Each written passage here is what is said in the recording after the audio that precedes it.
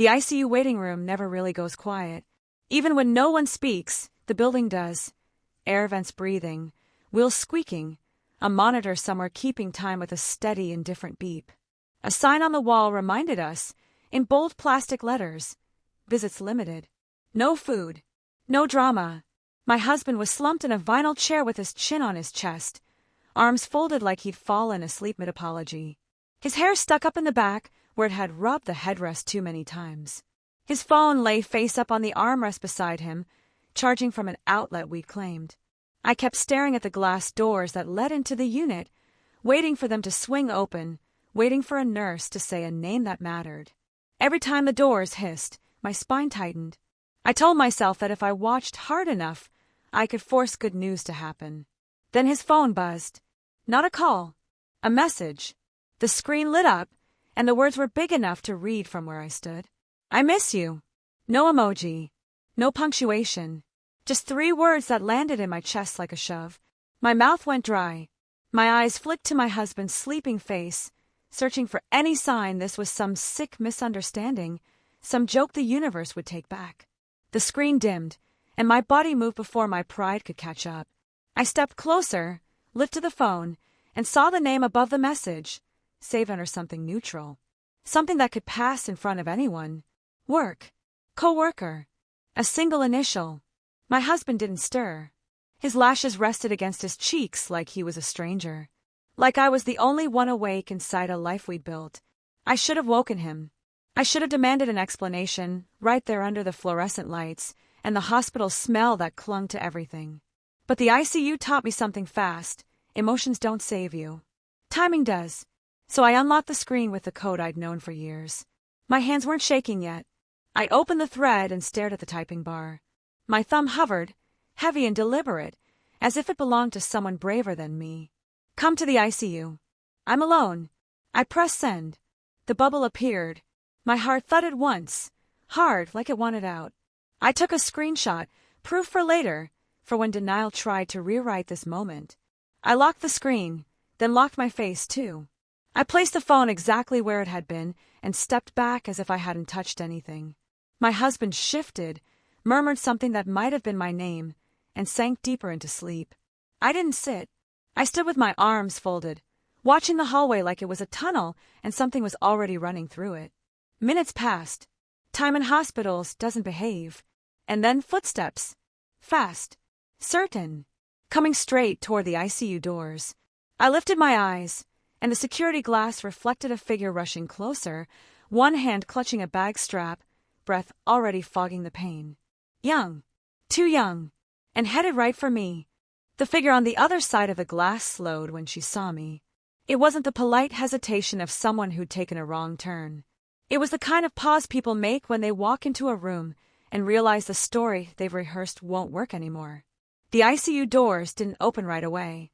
They never did. You had to press the button, wait for a nurse to check a screen, wait for someone to decide if you counted as allowed.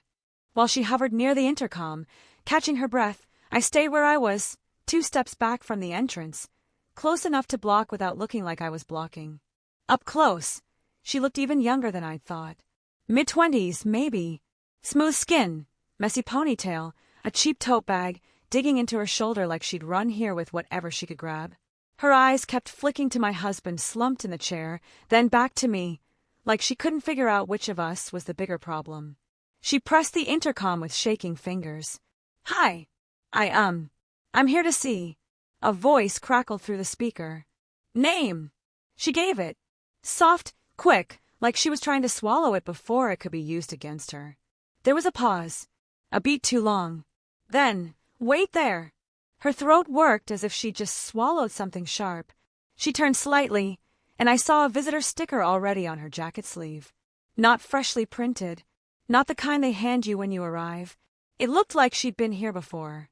My stomach did a slow, sick drop. You found the ICU fast, I said, keeping my voice even. Not kind. Not cruel. Just steady.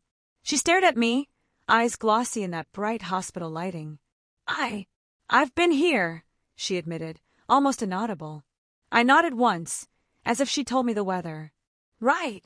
Behind me, my husband shifted in his sleep, his head lolling to one side. He looked so worn out it almost made me feel sorry for him. Almost. Then I remember the screen lighting up. "I miss you." 3 words that didn't belong in our marriage.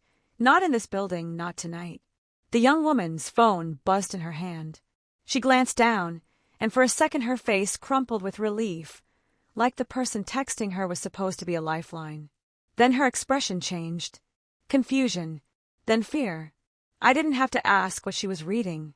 I already knew what I had sent. She looked up at me, and her lips parted like she was about to say my husband's name. She stopped herself. Her voice cracked. I thought he was alone. The fact that she used that exact word, alone, made my skin prickle. It meant she'd been picturing the same scene I was standing in. It meant she believed she had a right to it. "He's not," I said quietly.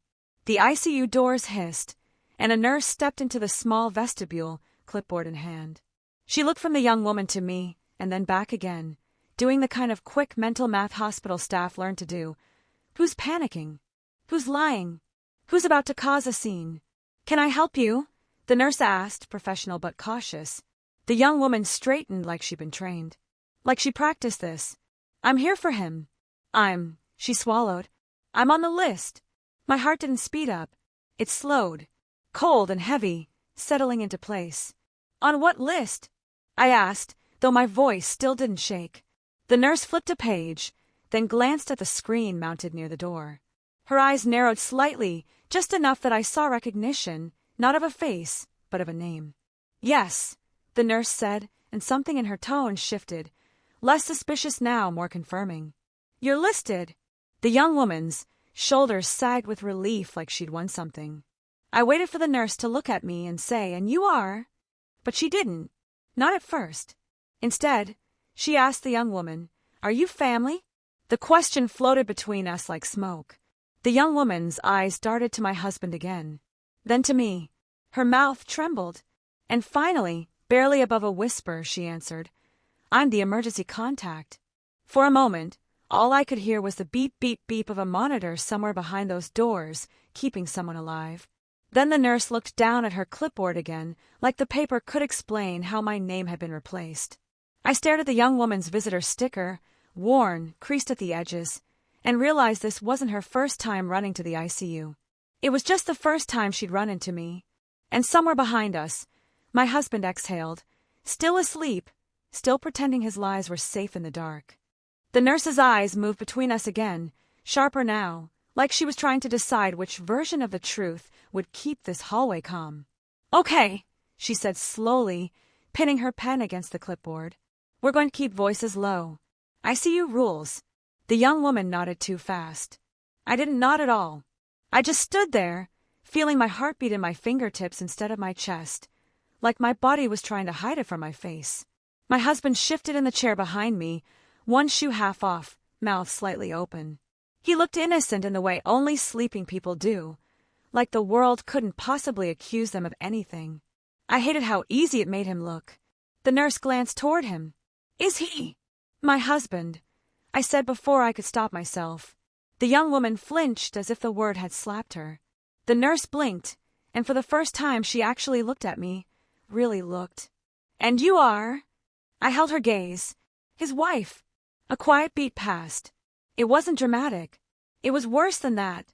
It was administrative, like a mistake on a form that had suddenly grown teeth. The nurse's mouth tightened. "All right," she said, voice dropping. "Ma'am, can you step over here with me for a moment?" She motioned me toward the side wall, away from the glass doors. The young woman stayed by the intercom, hugging her tote strap like a lifeline, eyes wide and wet. I followed the nurse 2 steps, then stopped. "No," I said, still calm. "Talk to me here." The nurse exhaled like she'd seen this kind of night before. "I don't want a scene in the corridor."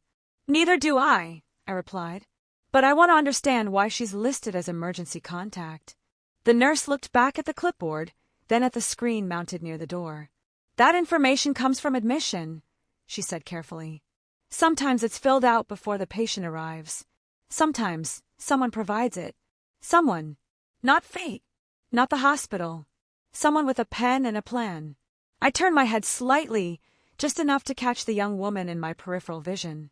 She was staring at me now, like she couldn't decide whether to run or confess. "What did he tell you?" I asked her. Her lips trembled. She swallowed hard. "He said he was alone. He said he needed me." "And you believed him," I said. She shook her head, tears collecting without falling. "I didn't know you'd be here." That hit like a strange compliment. Like I was the unexpected obstacle in a story she thought she'd already been cast in. I stepped closer, not aggressive, just unavoidable. "He didn't text you," I said softly. "I did." Her face drained so quickly it was like the blood had been pulled out. "What?" I replied. I repeated, watching her eyes flick toward my husband again, then back to me. "When your message came in." Her fingers tightened around her phone until her knuckles went white. I didn't mean," she stopped, breath shuddering. "He told me you two were not together." Not together. The phrase was neat, sanitized, made for paperwork. The nurse cleared her throat. "Ma'am," she said to the young woman, "if you're listed, I may need you if the doctor asks for." The nurse's voice cut off mid-sentence as the ICU doors behind her suddenly swung open. A different nurse stepped out, brisk and focused. "We need the contact on file," she said, scanning the hall like she already knew who she was looking for. "Now." Her eyes landed on the young woman, and the young woman, without thinking, without hesitating, took a step forward like she'd been waiting for permission all along. For half a second, I thought the nurse meant the person behind the glass. The patient, the name that mattered. But the moment her eyes landed on the sleeping man in the chair, my husband, everything snapped into focus. Another nurse pushed through the doors with a portable monitor, its screen flashing lines that looked too jagged. "We need the contact on file," she repeated, louder now, like the hallway itself was drowning her out. "Now." My husband made a sound, small, strangled, then his head rolled back, chin lifting toward the ceiling. It wasn't the lazy shift of sleep. It was weight leaving him. "Honey!" I stepped forward, hand reaching for his shoulder. His body slid sideways, one arm slipping off the chair, fingers limp like they belonged to someone else. His phone clattered to the floor. The charger popped free. A nurse was on him instantly. Sir, can you hear me?" She pressed 2 fingers to his neck, then looked up, sharp and urgent. "Get a gurney." The young woman let out a sob that sounded like surprise. Like she'd come here prepared for a secret meeting, not a crisis. I dropped to my knees, grabbing my husband's hand. His skin was clammy. His eyes fluttered, unfocused, and when his gaze found mine it didn't settle, like he couldn't hold on to anything long enough to recognize it. "Stay with me," I whispered, even though I didn't know who I was begging, him or God or the fluorescent lights. The nurse with the clipboard lifted it like a shield. "Ma'am, I need to confirm." "I'm his wife," I said, almost snarling now. "I'm right here." The nurse hesitated, but the other nurse, already placing oxygen over his face, shook her head. "The contact on file," she insisted, eyes flicking to the wall screen as if it was the only truth that mattered. "We need consent if he crashes. We need someone who can answer questions." "Who's listed?" Her gaze landed, again, on the young woman. The young woman's mouth fell open. She looked at me, terrified. He put me." My stomach twisted, so hard I thought I might throw up right there on the hospital tile. "No," I said, standing too fast, my vision tunneling. "That's not possible." The nurse didn't argue. She just repeated, clipped and brutal, "It's what's on file." A gurney arrived, metal and wheels and practiced hands. They lifted my husband like he weighed nothing, straps snapping across his chest, the monitor beeping faster as if it sensed the panic. I reached for the rail. "I'm coming with him." A hand blocked me, firm, not cruel. "Only one," the nurse said. "We need the contact on record at bedside." "I'm his wife," I said again, louder, like volume could rewrite the system. "I can prove it. I have my purse, my ID, my wallet. I'd left it in the car when we ran inside. Because I'd been thinking about the ICU doors, not paperwork. Because I'd been thinking like a wife, not like someone about to be erased." The young woman stepped forward, shaking, as if she couldn't stop herself, as if her body knew the role before her mind did. "I can go," she whispered. My husband's eyes fluttered once more. His gaze slid past me, past my face, past my hand reaching for him, and landed somewhere over my shoulder. On her. Then the doors opened wider, and they started to roll him into the unit. I grabbed the gurney rail anyway, fingers white-knuckled. "Wait," I said. "Please. Just wait." The nurse didn't stop. She only looked at me with a tired kind of pity and said, "If you're his spouse, bring your ID. Bring anything. But right now, we need the person he chose." And the words that followed broke something in me, clean and quiet. He chose her. The doors swallowed him, and the sound changed instantly, like the ICU had its own weather. The steady beeps got louder, closer, sharper. Voices snapped in short commands. Rubber soles squeaked on polished floors. I stood on the wrong side of the glass with my palm still hovering where the gurney rail had been, like my body refused to accept that he was gone from my reach. The nurse didn't look back when she said, "ID. Anything with your legal name. Go now." I ran. The hallway felt twice as long as it had a minute ago. My lungs burned. My hands fumbled with the car keys so badly I dropped them once, then snatched them up with a sound that wasn't quite a sob and wasn't quite a laugh. I yanked my purse off the passenger seat, dug through it like I was searching for proof that my life was real, and sprinted back inside with my driver's license, a crumpled insurance card, and our marriage certificate photo saved in my phone like some pathetic talisman. When I reached the ICU doors again, my chest heaved so hard I could barely speak. The young woman was gone. Inside, a security guard stood near the entrance now, shoulders squared, hands clasped. The nurse with the clipboard met me halfway and took my ID from my shaking fingers. Her eyes scanned it, then the chart, then me again. The tiniest pause, just long enough to remind me that in this place, my marriage was a question mark. "I'm his wife," I said, forcing the words out clean. "That's my husband in there." "I'm not saying you're not," she replied quieter, and I hated that she had to say it at all. "But I have to match what's on the chart." "Match it," I snapped. "Fix it." Through the glass I could see flashes of movement, blue gowns, gloved hands, a doctor leaning over a bed. A curtain shifted, and for a second I saw my husband's face, pale under harsh light, oxygen mask pressed tight. He wasn't asleep anymore. He was somewhere else. A doctor stepped into the vestibule, scrubs streaked faintly with something darker than sweat. He didn't waste time on softness. "Emergency contact," he asked, looking past me. My stomach clenched. "I'm his wife." The doctor's gaze flicked to my ID in the nurse's hand. "Then you can consent," he said, already turning his body back toward the doors. "We may need to intubate. We may need to move fast." A pen appeared like a weapon. Paper, too. Consent forms. The kind you sign when you're terrified and later can't remember what you agreed to because your brain was trying to survive. The young woman reappeared behind him, eyes swollen, hair looser now, visitor sticker creased like she'd rubbed it too many times. She looked at the pen, then at me, and I saw it, the split second where she didn't know whether to fight for her place or surrender it. The doctor held the clipboard out, impatient. "We need a signature now." The nurse hesitated, caught between policy and reality. "The chart lists." "I don't care what it lists," the doctor cut in, voice flat with urgency. "If she's verified spouse, she signs." My hands shook as I took the pen. The paper blurred until I forced my eyes to focus on the line where my name belonged. I wrote it anyway, my signature jagged, angry, terrified. I felt something inside me crack as I handed it back, because the act was so intimate it hurt, signing to save the life of the man who had replaced me on his worst day. The doctor vanished back into the unit with the form. The doors hissed shut. I exhaled, but it didn't feel like relief. It felt like permission to collapse that I refused to take. The young woman stood 2 steps away, arms wrapped around herself, watching me like I was a bomb she didn't know how to defuse. "I didn't," she started.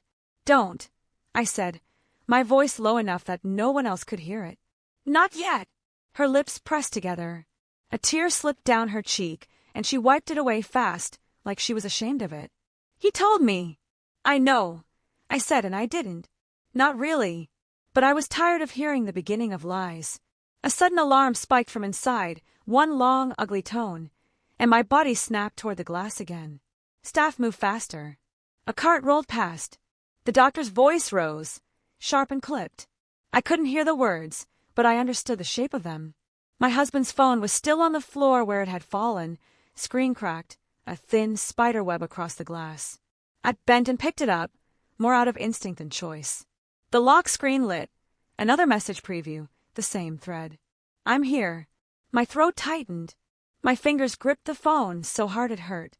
And as I straightened, something in his jacket, still draped over the chair, vibrated softly against the fabric. A second buzz. Not from the phone in my hand. From inside his coat pocket. I slid my fingers in, heart hammering, and felt the shape of another device, thin, hidden, warm like it had been used recently. I froze with my hand wrapped around it, listening to the ICU alarm scream on the other side of the glass, and realized the truth was bigger than one text. He hadn't just lied. He prepared for me not to exist. My fingers closed around the hidden device inside his coat pocket and pulled it free. It wasn't the sleek phone he kept on display. This one was thinner, older, sealed in a plain black case with no cracks and no photos on the lock screen. A work phone. A nothing-to-see-here phone. Behind the glass, alarms still screamed. Nurses moved like they were racing a clock I couldn't see. My husband was somewhere inside that blur of blue gowns and bright lights, and I was standing in the hallway holding proof that he'd planned 2 lives down to the smallest detail. The young woman stood a few feet away, eyes fixed on the ICU doors. She didn't notice my hand trembling as I slid the second phone behind my purse and turned my body slightly, shielding it from her view. The screen lit when I pressed the side button. Passcode. Of course. I tried our anniversary without thinking. 6 digits. Muscle memory. It unlocked. For a moment I couldn't breathe. The irony hit so hard it almost felt funny, using the day we promised forever as the key to the lie he'd built inside it. Messages were already open, the last thread sitting at the top like a dare. Her name wasn't saved as work here. It was saved as her full first name with a heart beside it. There were dozens of texts. Not just tonight. Weeks. Months. I scrolled fast, my thumb cold and precise, and every line tightened the knot in my stomach. Don't call me at home. Delete our chat. She can't know. I miss you. I'm trying, just not now. And then the one sentence that made the hallway tilt. Don't tell my wife about the baby. My throat burned. I pressed my palm to my mouth to keep any sound from escaping. A new message popped up, fresh, timestamp seconds ago. I'm here. Where are you? Not to his visible phone. To this one. So this was the real line. The one he kept hidden for when he needed to be careful.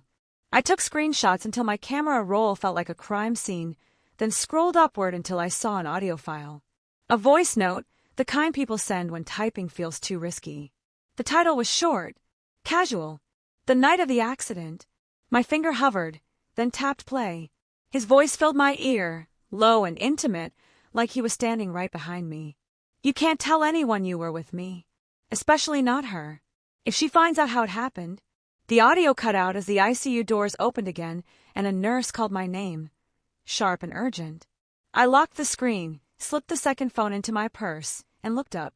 Because whatever happened on the night of the accident was about to walk back into my life, whether my husband survived this or not. The nurse who'd called my name didn't wait for me to answer. She hooked 2 fingers in a come now motion and led me down the corridor to a small consultation room that smelled like stale coffee and disinfectant. Your husband's stable for the moment, she said, as if for the moment wasn't the most terrifying phrase in the English language. Doctor will update you soon. Stable. Not safe. Not okay. Just paused. When the door shut behind us, the hallway noise dulled. My hands were still clenched around my purse strap, around the hidden weight of a second phone, like holding it kept me anchored to reality. The nurse glanced at her clipboard, then at me. We have conflicting contact information, she said carefully. It happens, but he made it happen. I cut in, voice low. On purpose. Her eyes flickered with something close to sympathy, but she stayed professional. I need to ask a few questions. For the chart. I nodded once. I could play paperwork. I could play calm. I'd been practicing since the moment the screen lit up with I miss you. There was a soft knock. The door opened, and the young woman stepped in like she'd been pushed. Her face was blotchy, mascara smeared beneath her eyes. She didn't sit at first. She hovered near the wall, arms wrapped around herself, like she was trying to keep from falling apart in public. The nurse looked between us. "We're going to keep this simple," she said. "Ma'am," she nodded to me, "your verified spouse. But I need clarity on why she was listed." The young woman's mouth trembled. She stared at the floor. Then, as if the words burned her on the way out, she whispered, "He put me there." "Why?" The question came out of me sharper than I intended. She flinched. Because the last time something happened, he didn't want you to be the one they called." The air in the room changed. Even the nurse stilled, pen hovering. "The last time," I repeated. "You mean the accident?" Her eyes snapped up, frightened by how fast I'd connected it. She swallowed. "He told you it was a late meeting, didn't he?" My stomach turned over, slow and sick. "A week ago. He come home after midnight with a scraped knuckle and an excuse too smooth to question." I believed him because believing him was easier than imagining the alternative. The young woman's voice shook. "We were together. That night." She pressed her fingers to her temple, like she could hold the memory in place. "He was driving. He kept checking his phone. He was angry, like he was running out of time." The nurse's pen scratched once, quiet and clinical. I stared at the young woman, and every detail snapped into a new shape. Her worn visitor sticker, how quickly she'd found the ICU, the way she'd stepped forward when the staff called for the contact on file. This wasn't a surprise to her. It was a routine. "He promised me," she said, and the sentence cracked in half on her tongue. "He said he'd leave you. He said it was complicated. He said you wouldn't understand." I felt something inside me go very still, the way the world goes still right before glass breaks. "And the baby?" I asked, barely able to force the words out. Her eyes filled again. She nodded once. The nurse inhaled sharply, then stood as if she'd just remembered where we were. "Enough," she said, not unkindly. "We can't do this here." The door swung open before anyone could argue. Another nurse leaned in, eyes urgent. "He's waking up," she said. My heart lurched. And behind her, down the hall, I saw the ICU doors open like a mouth, ready to swallow us back into whatever truth was waiting on the other side. The ICU doors opened and closed behind us like they were breathing. The nurse led me back in with quick, practiced steps, and the air changed again, colder, cleaner, sharper. Everything smelled like alcohol wipes and fear. My husband lay in the bed now, straps loose at his sides, oxygen tubing under his nose. His eyes were open but unfocused, drifting like they were searching for a safe place to land. A monitor beside him blinked numbers I didn't understand, but the rhythm mattered more than the meaning. "Sir," a nurse said, leaning close. "Can you tell me your name?" His lips parted. A dry swallow. Then, barely audible, he whispered it. Relief hit me for 1 second, raw, instinctive. Then I remember the second phone in my purse like a stone. His gaze slid toward me. For a moment, recognition flickered. His mouth softened, as if he wanted to say my name, as if he wanted the comfort of pretending we were still us. Then his eyes moved past my shoulder and stopped. The young woman stood just inside the curtain line, hands clasped so tightly her fingers looked pale. Her visitor sticker was still on, creased at the edges. She didn't look brave. She looked trapped. But she was there, inside, because he had put her there. My husband's face tightened. Confusion, then calculation, all in the span of a breath. "What are you doing here?" he rasped, voice hoarse. No one needed to ask who he was talking to. He didn't look at me when he said it. I stepped closer to the bed until the rail pressed against my thighs. "I'm here because I'm your wife," I said quietly. "And because your phone buzzed while you were asleep." His eyes snapped to mine, sharp now, awake in the worst way. "What?" "I saw the message." I continued, my voice steady even as my hands went cold. I replied, "I invited her here. And then I found out she was listed as your emergency contact." A beat of silence.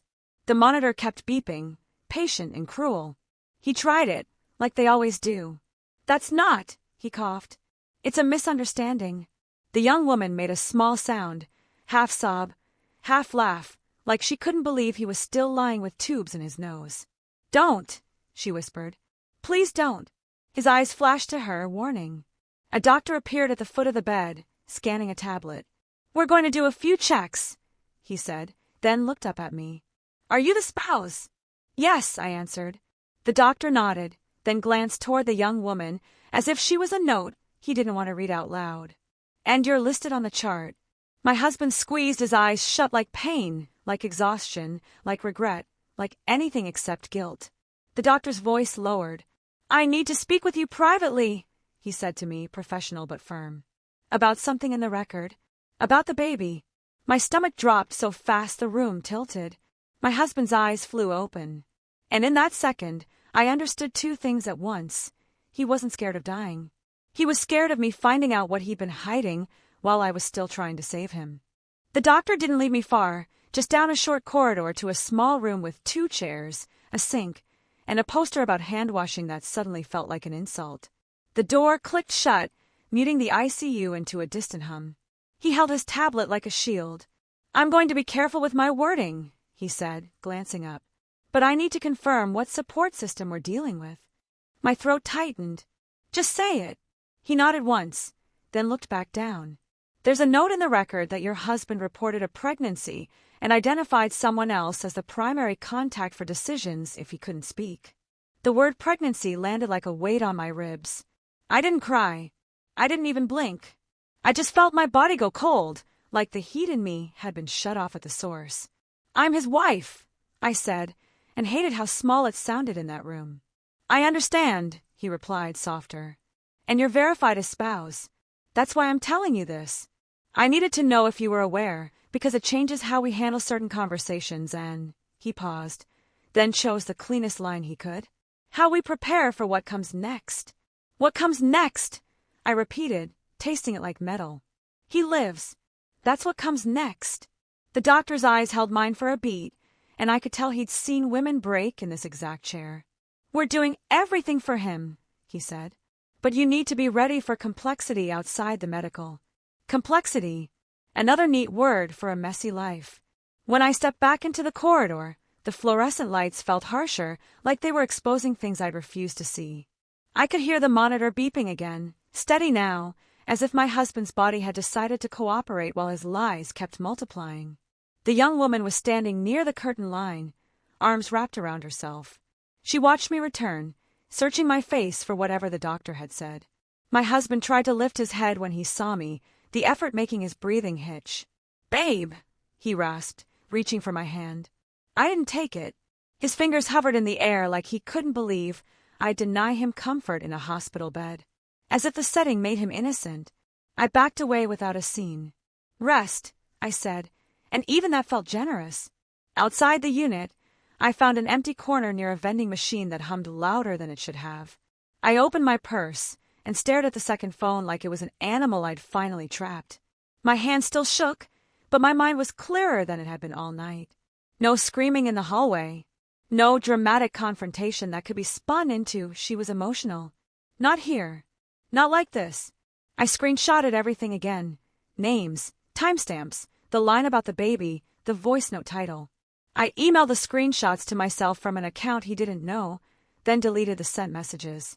I saved them in a folder labeled something harmless, receipts. Then I called the one person I trusted to be calm when I couldn't be, my friend who worked in employment law.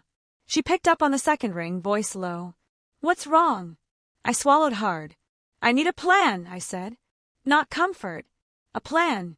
I didn't notice the young woman approach until her shadow fell across the floor. Her phone buzzed, and she stared down at it like it might bite her. Then she looked up at me, eyes red, voice barely holding. I didn't know he was married, she whispered.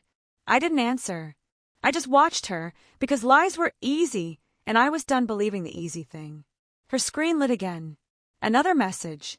She flinched, then turned it toward me with shaking hands. A new text, from a number I recognized now. But I know something you don't. The message on her screen glowed between us like a threat. But I know something you don't.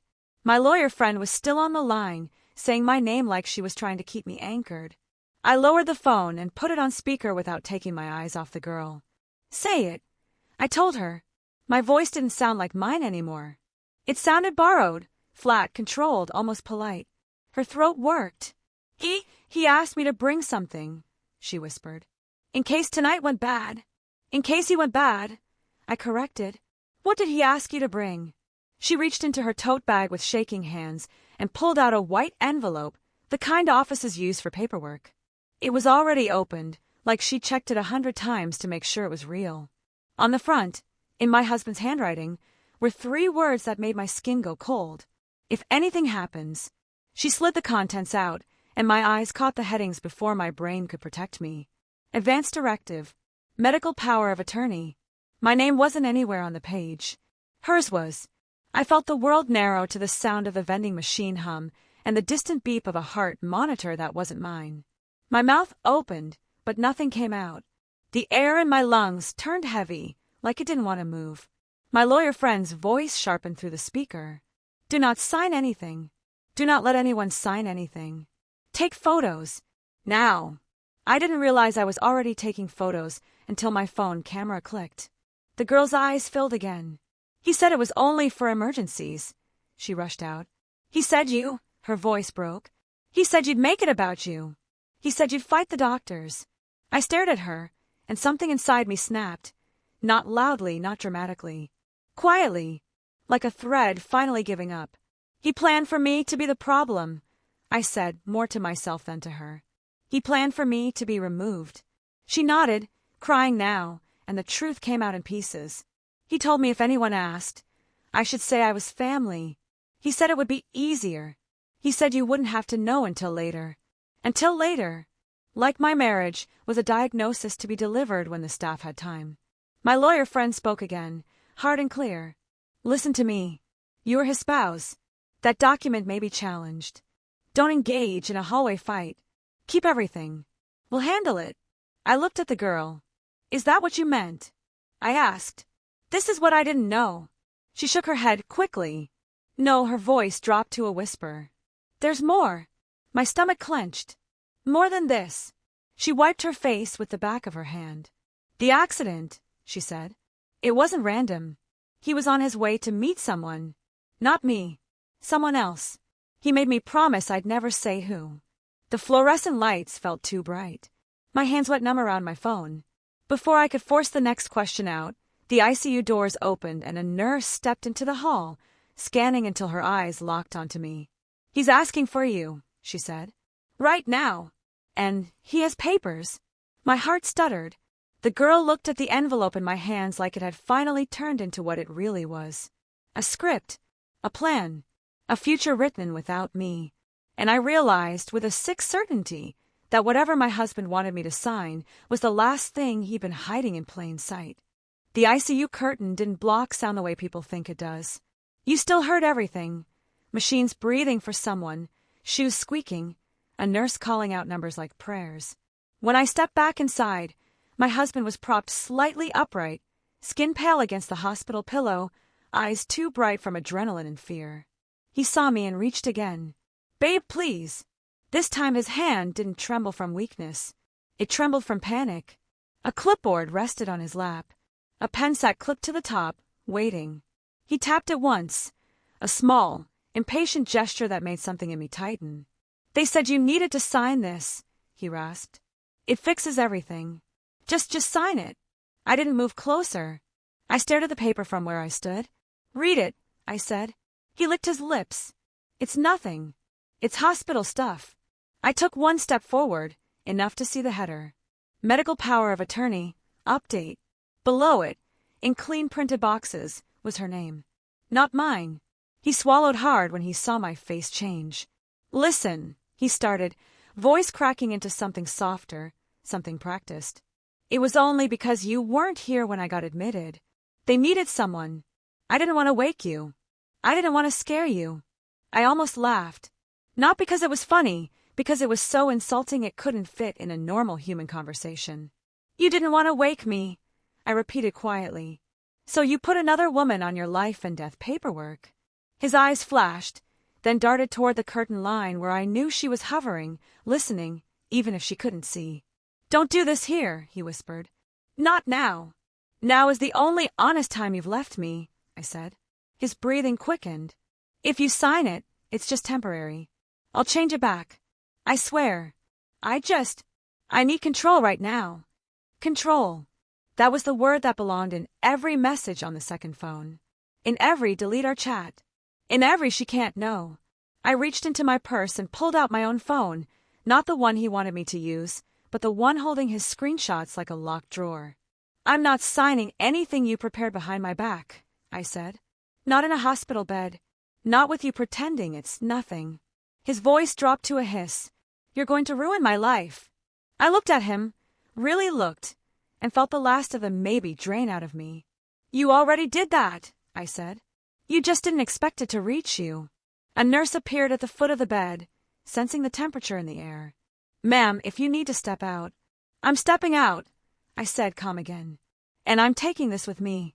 I slid the clipboard off his lap with one smooth motion and handed it to the nurse. Hold this. No one signs it until legal confirms spouse rights. My husband's eyes widened. What are you doing? I didn't answer him. I turned, walked into the corridor, and thumbed out an email with hands that finally stopped shaking. 2. HR ethics/compliance. Subject: urgent, conflict of interest/misconduct evidence, employee, husband's name. My lawyer friend's voice echoed from earlier, don't fight in the hallway. Keep everything. Handle it clean. So I did. I attached the screenshots, the timestamps, the message about the baby, the proof that he'd labeled her as emergency contact and tried to lock me out of decisions.